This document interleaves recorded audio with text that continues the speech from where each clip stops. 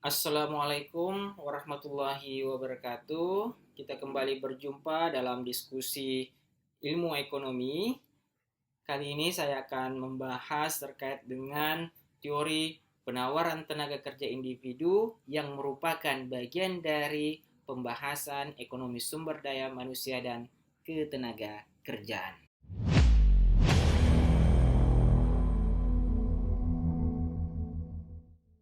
Time is money. Saya berpikir proposisi ini bukanlah hal yang asing bagi kita. Meskipun menggunakan bahasa Inggris, tapi arti dari proposisi ini begitu dekat dengan kita, bahkan mungkin sebagian dari kita sudah tahu secara translate bahasanya ke dalam Indonesia, tetapi tidak mengetahui makna atau tidak memberikan makna yang begitu dalam terhadap proposisi ini. Dalam kesempatan ini, dari proposisi ini saya coba ingin menjelaskan secara akademik makna sesungguhnya dari proposisi ini terkait topik yang akan kita bahas. Di dalam slide ini itu ada tampak dengan jelas berapa jenis makanan yang tidak asing bagi kita, khususnya di kalangan remaja atau masyarakat urban. Ya, di sini ada makanan cepat saji atau yang dikenal dengan fast food. Nah, menjadi pertanyaan adalah kenapa sajian fast food seperti pada gambar? Ada dalam bentuk cup, kemudian dalam bentuk kemasan kotak misalnya, ada dalam bentuk kemasan kertas pembungkus, kemudian dalam bentuk makanan yang dalam bentuk roti, kemudian gorengan, kemudian kentang, ada dalam bentuk ini yang dikenal dengan pizza.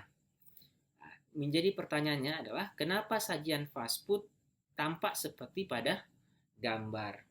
Ini ada kaitannya dengan pembahasan kita terkait dengan teori penawaran tenaga kerja individu.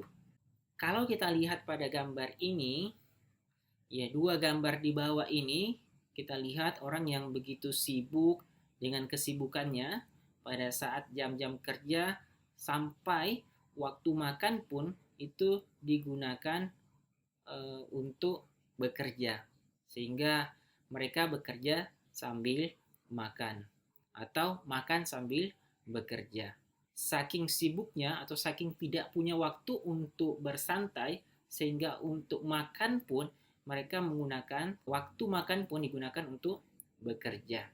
Sementara gambar yang ada di pojok kanan atas ini kita lihat seorang laki-laki dan perempuan itu menikmati makan malamnya dengan suasana yang lebih romantis, santai, dengan beban kerja yang boleh katakan tidak ada atau lepas dari kesibukan keseharian atau pekerjaan-pekerjaan mereka. Dari dua gambar slide ini, saya coba ingin menjelaskan, nanti akan dijelaskan alasan-alasan ya kenapa hal itu bisa terjadi. Kita mulai dari the work-leisure decision basic model. Dalam analisis work-leisure decisions, ya di sini digambarkan bahwa diasumsikan setiap individu itu bekerja tujuannya adalah untuk mendapatkan pendapatan atau uang, ya dalam hal ini uang atau real income, sama halnya dengan aktivitas-aktivitas yang dilakukan di luar pasar kerja untuk memanfaatkan waktu luang atau memaksimumkan atau menggunakan sumber-sumber utility. Waktu senggang itu diistilahkan sebagai segala aktivitas yang dilakukan oleh seseorang atau rumah tangga untuk mendapatkan atau tidak mendapatkan bayaran. Jadi waktu luang itu adalah waktu luang diartikan sebagai segala aktivitas yang dilakukan oleh individu dengan maksud tidak untuk mendapatkan bayaran. Contoh misalnya pekerjaan rumah, kemudian menghabiskan waktu untuk mengkonsumsi, untuk mengenyam pendidikan, kemudian traveling, kemudian beristirahat, relaxations, dan seterusnya. Kita lihat di sini terdapat gambar bahwa orang itu melakukan aktivitas di alam tanpa mendapatkan upah atau ingin memaksimumkan utilitas yang ada dari waktu senggang yang dimiliki. Sementara gambar di pojok kanan bawah kita lihat ada dua orang yang begitu sibuk bekerja sehingga waktu luang yang diperolehnya itu, waktu luang yang dimilikinya itu digunakan untuk atau ditawarkan di dalam aktivitas pasar kerja. Sehingga di sini kita bisa mengambil sebuah kesimpulan awal bahwa bekerja itu adalah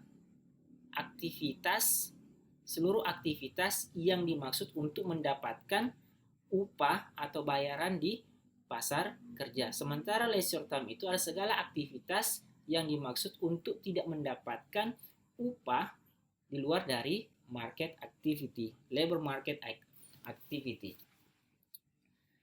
Setiap orang oleh Tuhan itu dianugerahi waktu senggang yang sama.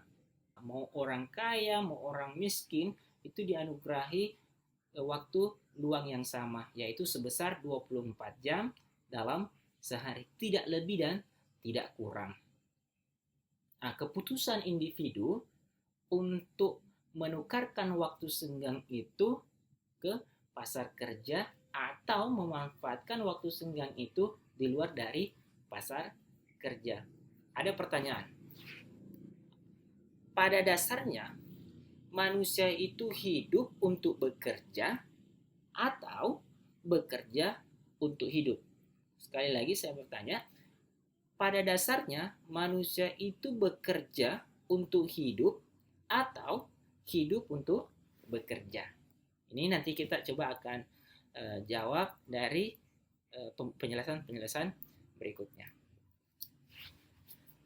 Untuk menjawab pertanyaan-pertanyaan tadi, itu akan kita harus atau mengenal terlebih dahulu apa itu kurva indifference dan budget line.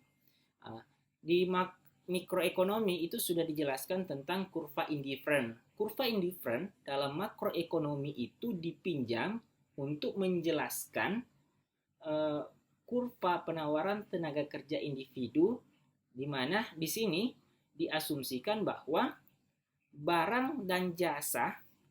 barang dan jasa itu dikonversi menjadi income dan leisure. Definisi indifferent curve atau kurva indifferent adalah kurva yang menghubungkan titik-titik kombinasi dari sejumlah barang tertentu yang dikonsumsi dan memberikan tingkat kepuasan yang sama.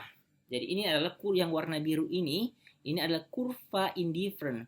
Jadi kurva indifferent itu adalah kurva yang menghubungkan titik-titik. Jadi sepanjang garis ini itu adalah kumpulan titik-titik kombinasi dari sejumlah barang tertentu yang dikonsumsi dan memberikan tingkat kepuasan yang sama. Barang di sini yang dimaksud itu adalah leisure dianggap sebagai barang dan income juga dianggap sebagai barang. Berbeda dengan kurva indifferent dalam mikroekonomi. Di sini coba dikonversi bahwa barang A atau barang Y itu adalah income dan leisure.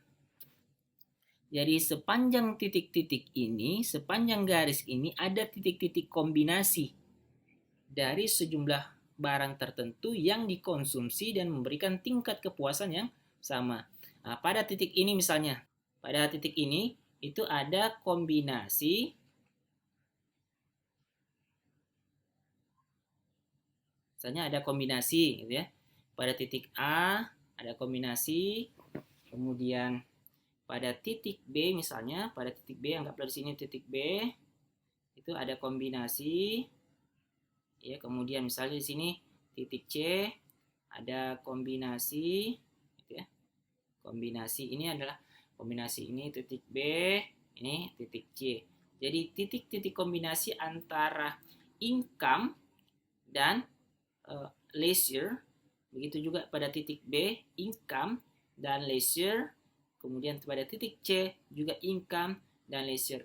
Nah, titik-titik ini kemudian dihubungkan membentuk sebuah kurva yang disebut dengan kurva indifferent, yang mana titik-titik kombinasi itu memberikan tingkat kepuasan yang sama. Jadi tingkat kepuasan pada titik A, titik B, maupun titik C itu sama. Sekarang, budget line curve. Budget line curve yang berwarna orange ini adalah kurva yang menghubungkan titik-titik kombinasi dari sejumlah barang tertentu. Sama ya, titik-titik kombinasi dari barang-barang tertentu yang dikonsumsi. Bedanya di sini. Dan membutuhkan biaya yang sama. Ini adalah kurva biaya. Biaya yang dibutuhkan. Biaya. Sementara ini adalah utility. Jadi tingkat utilitas yang sama. Tingkat biaya yang sama. Ini disebut dengan budget line. Sementara ini disebut dengan indifferent curve. Sampai di sini saya harap Anda bisa mengerti antara kurva indifferent dan kurva budget line.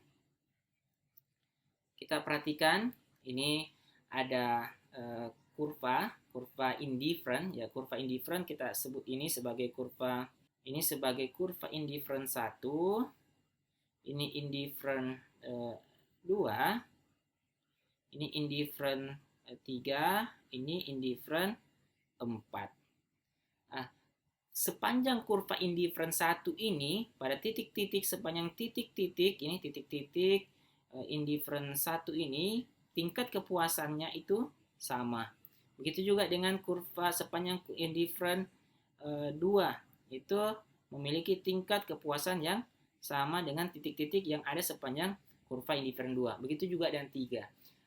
Kalau kita membandingkan misalnya ini titik A dan ini titik B pada indifferent 2, tingkat kepuasan pada indifferent titik B itu lebih besar daripada titik A. Anggaplah misalnya sini titik C. Berarti tingkat kepuasan pada titik C itu jauh lebih besar dibanding titik B dan titik A dan seterusnya. Kesimpulannya adalah semakin ke kanan ya, semakin ke kanan atau semakin menjauh dari titik origin, kurva indifferent itu memiliki tingkat kepuasan yang semakin besar. Jadi semakin dia ke kanan atau semakin menjauh dari titik origin ini, maka tingkat kepuasan yang diberikan atau yang diperoleh itu semakin besar. Kalau misalnya kurva indifferent itu kita lihat dalam contoh ini, itu ada indifferent 1, indifferent 2, indifferent 3, indifferent 4, indifferent 5, seperti saya jelaskan bahwa indifferent 1 itu tidak lebih besar tingkat utilitasnya, tingkat kepuasannya dibanding indifferent 2, atau indifferent 2 lebih besar daripada indifferent 1. Kurva indifferent 1 tingkat kepuasannya lebih kecil daripada kurva indifferent 2, atau kurva indifferent 2 tingkat kepuasannya lebih besar daripada 1. Begitu juga dengan 3. Tingkat kepuasan dari indifferent 3 itu lebih besar daripada 2 dan 1. Begitu juga dengan 4 lebih besar daripada 3, 2, dan 1. 5 lebih besar daripada 4, 3, 2, dan 1. Semakin dia menjauh dari titik origin, berarti semakin besar tingkat kepuasan yang diperoleh. Sekarang kita lihat pada kurva budget line yang ini, yang lurus. Kurva ini kalau kita lihat dalam mikroekonomi itu berbeda dengan yang ada dalam ekonomi, mata kuliah ekonomi sumber daya manusia. Dia terpusat pada satu titik, misalnya di titik 24 untuk leisure hours ya, leisure hours. Sementara untuk income dia normal seperti biasa, seperti ini. Alasannya adalah ini yang saya jelaskan tadi, bahwa setiap orang, setiap individu, baik itu kaya, miskin, oleh Tuhan dianugerahi waktu tidak kurang dan tidak lebih sebanyak 24 jam sehari. Waktu senggang 24 hours of leisure per day. Itu. Sehingga waktu senggang itulah yang kemudian akan digunakan atau ditukarkan di dalam pasar kerja untuk mendapatkan atau mengkonsumsi barang yang lain. Nah, itu tadi pertanyaan. pada hakikatnya manusia itu hidup untuk bekerja atau bekerja untuk hidup. Nah, di sini saya coba ingin jelaskan bahwa setiap individu, ya, C sama dengan C0 tambah MPC Y disposable. Jadi untuk bisa mengkonsumsi, ya, untuk bisa hidup, ya, kita harus mengkonsumsi. Minimal kita makan, minum, punya pakaian, punya tempat tinggal, itu dipengaruhi atau berbanding lurus dengan tingkat pendapatan. Berarti semakin besar tingkat pendapatan, maka konsumsi juga akan semakin besar. Sebaliknya, sekarang Y sama dengan W tambah I tambah R tambah P. Artinya di sini bahwa untuk mendapatkan income itu diperoleh dari upah, sewa, bunga, dan laba, atau bisa ditambahkan transfer payment di sini, transfer payment. Yang dimaksud dengan bekerja itu adalah dalam kondisi segala aktivitas yang dimaksud untuk mendapatkan bayaran di pasar kerja, yaitu wage. Kalau misalnya wage-nya ini tidak ada, komponen lain dari Y itu ada bunga, ada sewa, ada laba, ada transfer payment. Ini artinya bahwa pendapatan selain dari bekerja itu adalah sewa, bunga, upah, sewa, bunga, laba, transfer payment. Artinya meskipun tanpa upah, tanpa bekerja, orang masih bisa hidup. Ini ya secara teoritis saya coba jelaskan. Jadi kesimpulannya adalah hidup bukan untuk bekerja, tetapi bekerja untuk hidup. Jadi kalau kita bisa memiliki income yang lebih besar di luar dari upah, kita bisa menikmati leisure time lebih besar. Sekarang kita perhatikan dari titik-titik ini. Coba dari persinggungan antara kurva indifferent 1 dengan budget line 1 pada titik U1, kemudian persinggungan antara indifferent 2 dengan budget line 2 pada titik U2, begitu juga dengan pada U3, U4, U5, kalau ditarik sebuah garis membentuk sebuah kurva.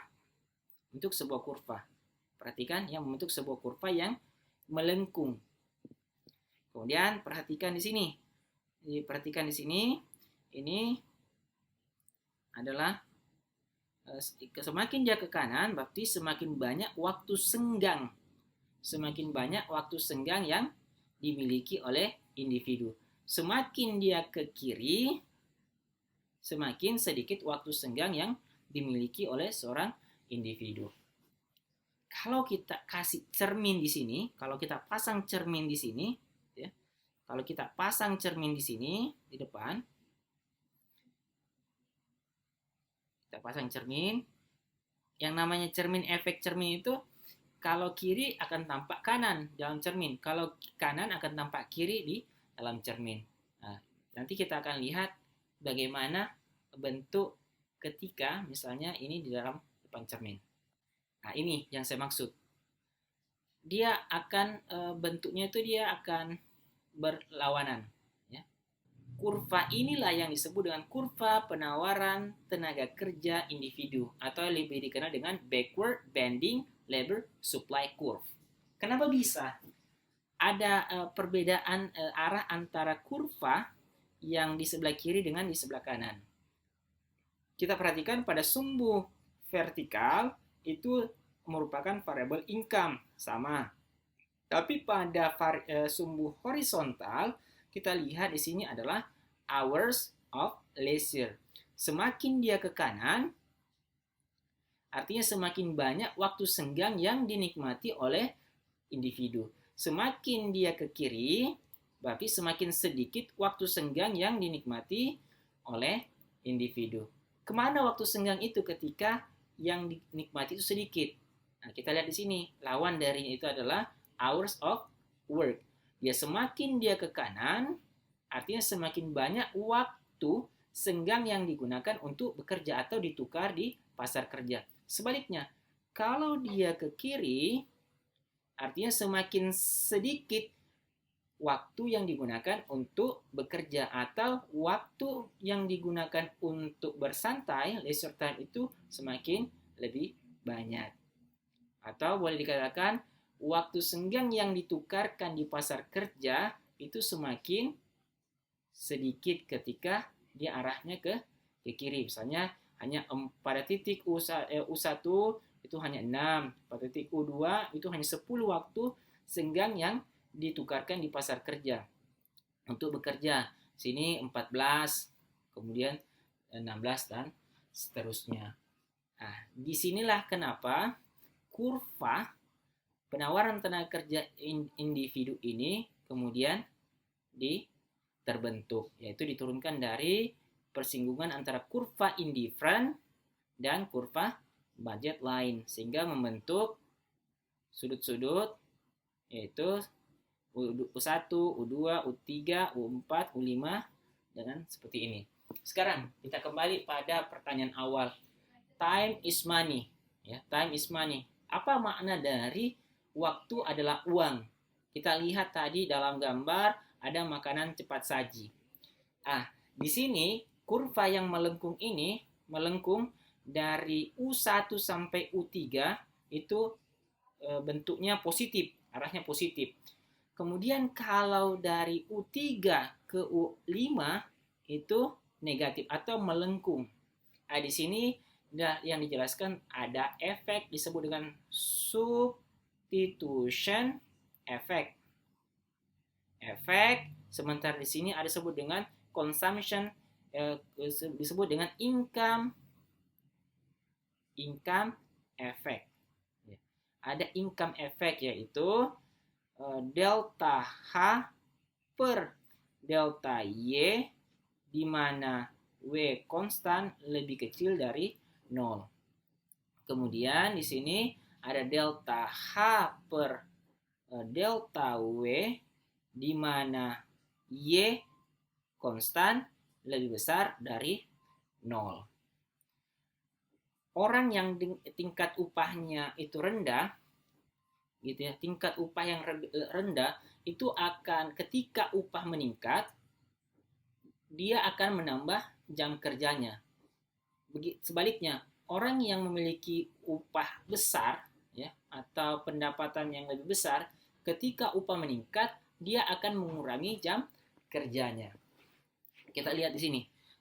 Ketika upah naik dari W1 ke W2, jam kerja dari U1 ke U2 itu bertambah. Kenapa bisa bertambah? Karena ada efek substitution effect. Waktu senggang, ya, biaya untuk tidak bekerja atau menikmati waktu senggang itu semakin mahal seiring dengan naiknya upah. Anggaplah misalnya sini adalah $1 naik menjadi $2 per jamnya. Jadi kalau misalnya kita bekerja hanya sebanyak 6 jam, ya 6 jam di mana upah sebesar 1 jam, maka income kita itu sebesar 1 jam. Kalau upah naik menjadi 2 jam per jam, ya $2 per jam, sementara jam kerja tetap 6, maka kita akan kehilangan pendapatan sebesar $6. Oleh karena itu, biaya untuk tidak bekerja atau tidak menambah jam kerja itu semakin mahal. Tapi kalau kita menambah jam kerja menjadi 10, maka 2 kali 10 yaitu sebesar 20. Atau ada selisih sebesar dari $6 dengan 20 berarti ada sebesar $4 income. Ya. Ini besar biaya yang hilang ketika upah meningkat, tetapi 6 tambah 12, bukan. Berarti sini 12, di sini 20, berarti ada $8 yang hilang. Ada potensi pendapatan sebesar $8 yang hilang akibat tidak menambah jam bekerja ketika upah meningkat. Nah, ini disebut dengan efek substitution effect, yaitu ketika upah meningkat, biaya untuk tidak bekerja semakin besar. Sebaliknya, ketika upah naik dari W3 menjadi W4, malah sebaliknya, bukan menambah jam kerja tetapi mengurangi jam kerja. Nah, di sini income effect, ada income effect.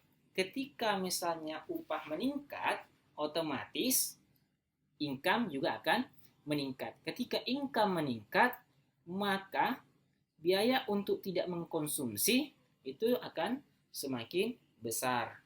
Sehingga orang, ya individu itu akan mengalokasikan waktunya, sebagian waktunya untuk mengkonsumsi. Tadi dari definisi leisure time kita lihat bahwa time spent on consumption, berarti ada waktu yang dialokasikan untuk mengkonsumsi. Jadi waktu yang digunakan untuk mengkonsumsi juga itu membutuhkan waktu senggang dengan durasi yang berbeda-beda. Kita lihat misalnya makanan cepat saji. Makanan cepat saji itu waktu yang dibutuhkan untuk menyajikan makanan ya mungkin 5 menit, paling lama 10 menit. Beda halnya dengan makanan yang untuk dinner di restoran misalnya. Untuk menunggu penyajian makanan saja itu membutuhkan waktu 20 sampai setengah jam. Berarti berapa waktu yang terbuang ya ketika misalnya kita hanya ingin makan. Penyajian 5 menit ditambah konsumsi misalnya 10 menit berarti 15 menit. Belum lagi mungkin kita ngobrol bersantai bisa menjadi 30 menit. 30 menit itu kalau misalnya upah naik sebesar $2 per jam, itu artinya ada biaya yang kemudian kita harus korbankan ya, atau ada potensi pendapatan yang hilang dari waktu itu. Sehingga orang-orang kaya lah yang kemudian dianggap mampu membeli waktu senggang. Time is money. Jadi waktu adalah uang. Kalau kita lihat di film-film barat misalnya, orang-orang yang bisa menikmati dinernya itu adalah orang-orang yang memiliki income yang lebih besar. Kenapa? Karena dia menghabiskan waktunya lebih banyak untuk menikmati makan malamnya. Jadi tanpa ada pekerjaan yang kemudian disibukkan dengan dinner itu pada saat dinner tersebut. Beda halnya dengan ketika orang makan fast food misalnya. Makan sambil bekerja atau waktu makan itu digunakan untuk bekerja, atau misalnya pada saat bekerja mereka bisa sambil makan, sehingga makan itu tidak menyita waktu untuk bekerja. Itu orang-orang yang berada pada kelas income low income, seperti yang kita lihat tanpa pekerja-pekerja kasar misalnya, pekerja-kerja pabrik misalnya, kita lihat mereka menggunakan menikmati makanan-makanan yang cepat saji sambil berjalan. Commuting misalnya, mereka dari rumah tempat tinggal ke kantor itu sambil berbelanja makanan cepat saji di food truck misalnya, kemudian di PK 5 tempat drive thru, sehingga waktu yang terbuang untuk menyajikan makanan sampai makan itu tidak menyita waktu untuk bekerja. Sehingga kita lihat dalam kemasan makanan fast food itu dalam bentuk kemasan. Meskipun kita makan di restoran, ketika misalnya kita masuk di restoran KFC misalnya, ditanya apakah kita akan makan di tempat atau dibungkus. Mau makan di tempat atau dibungkus, nasi ya, yang kita pesan itu tetap dalam bentuk kemasan terbungkus. Beda dengan ketika kita pergi makan misalnya di warung-warung PK 5, mau bungkus dengan makan di tempat, itu berbeda dalam penyajiannya. Nah, ini ada maksud yang bisa dijelaskan bahwa begitu pentingnya waktu dalam begitu bernilainya waktu. Time is money yang dijelaskan dalam pendekatan teori penawaran tenaga kerja individu.